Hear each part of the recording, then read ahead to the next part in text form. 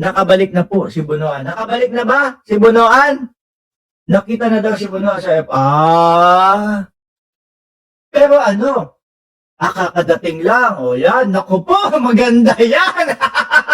No, maganda yan. Baka bukas, yan na yung live natin, mga bossing chipamo, sir. Ngayon no, mga kababayan, ako, eto.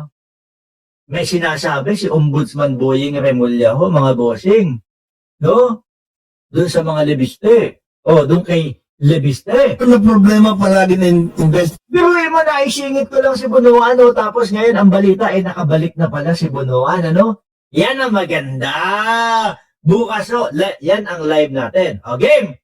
Eto daw po, mga lebiste o si lebiste nung panahon ni dating Pangulong Duterte. Ang number one na problema palagi ng investor sa Pilipinas as compared with the other countries in ASEAN, power. Kuryente ang problema. Patay na patay yan. Walang pupunta dito. O sige nga, sabihin nyo sa akin, no? Sino dito?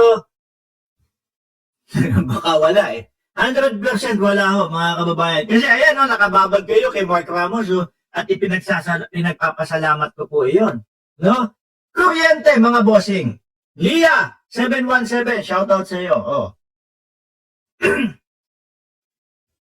Simpleng problema lang po ba yon kapag walang, pagka walang kuryente? Hindi ho? Sa panahon ho natin ngayon? Hindi. No? Malamang si Sir Eseng Mariano nagwawala na dyan. Bakit? Walang kuryente, hindi ako makanood kay Mark Ramos. O, di ba?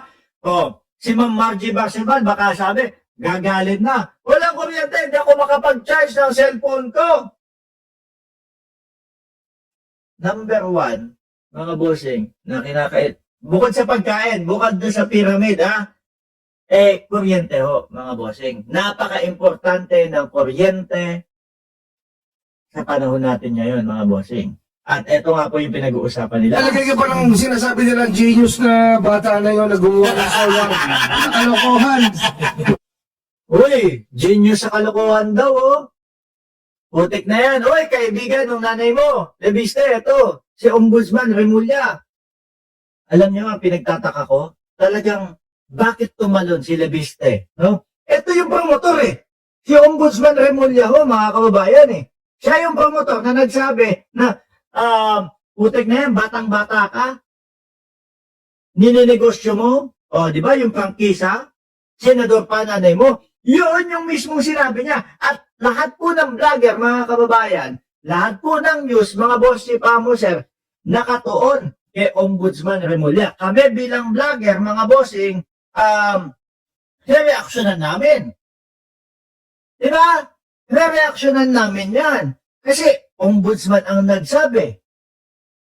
Di ba? Pero ang tanong, bakit tumalon?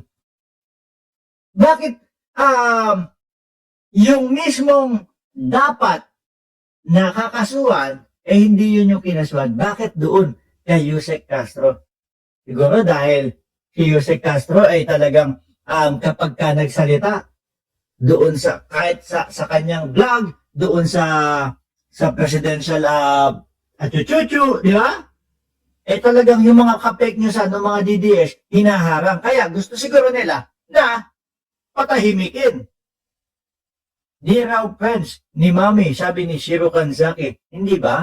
Ano kaya sabi? Panahon kasi ni Digong, malaki ang tulong ni Digong kay Loren Legarda at kay Lebiste. Si Digong may nakikita akong picture niya na nasa bundok din siya. I think alam niyo na kung ano yung ibig ko sabihin nung nasa bundok, ha? Nung makabundok siya. Loren Legarda, nung pagkakapanalo nila ni Pangulong Bongbong Marcos noong 2022 election, after, biglang naging makabundok din.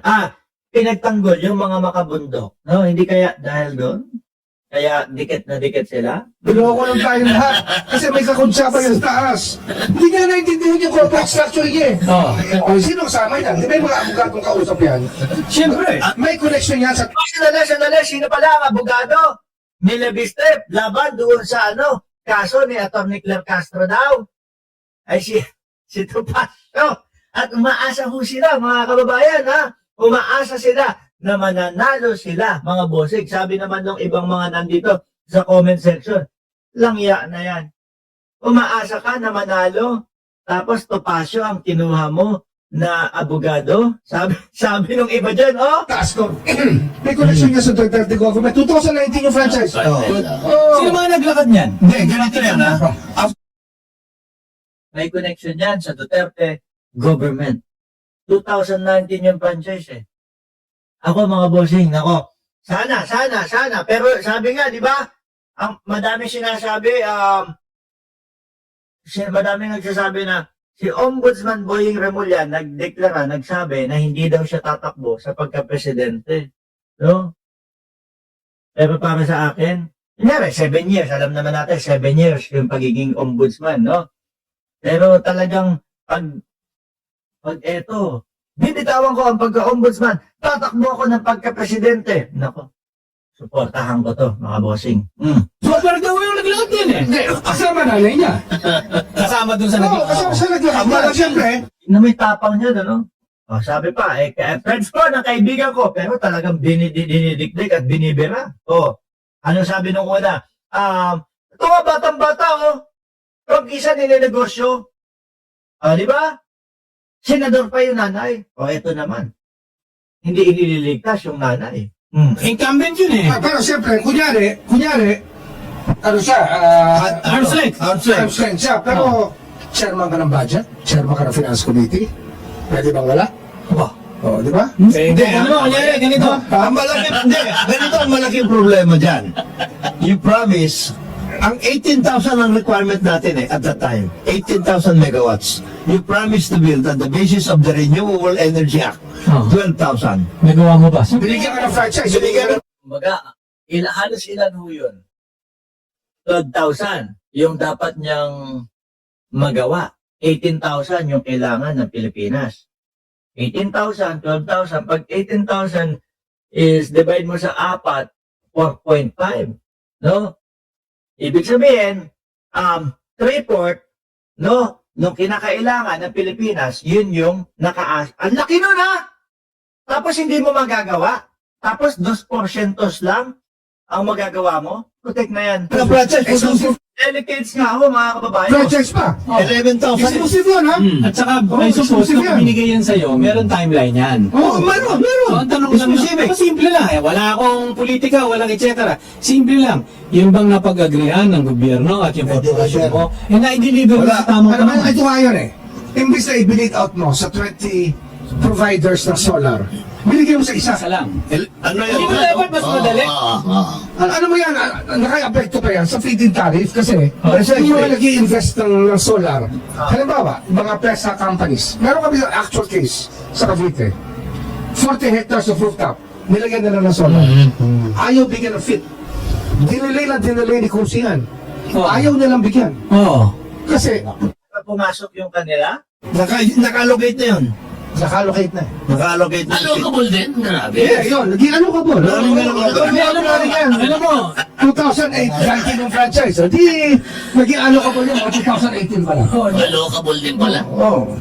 tingnan mo, talagang kapag kay Ombudsman Boying Remulla, madami kang malalaman eh. Madami kang mabibisto. At hindi ho yan magsasalita, mga kababayan, na basta lang yung trip niya lang. Hindi ho yan magsasalita ng walang pinag-aaralan o walang ebidensya o naka-back up sa kanila. Pati ho, yung kay Bato de la Rosa, di ba?